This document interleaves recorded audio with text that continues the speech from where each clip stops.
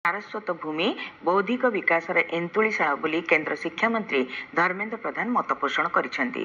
शनिवार दिन कटकर एक घरोई विश्वविद्यालय प्रथम समावर्तन उत्सव में उद्बोधन दे श्री प्रधान कहिसेंती जे बणमल्ली मानकु लोकलोचन को आनिबारे एही विश्वविद्यालय सहायक होईछि।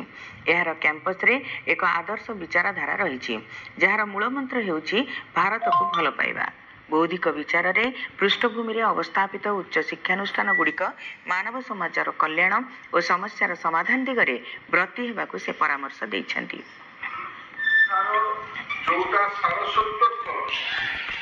जोटा बौद्धिक विचार गोटे एंतुड़ीशाला अनति दूर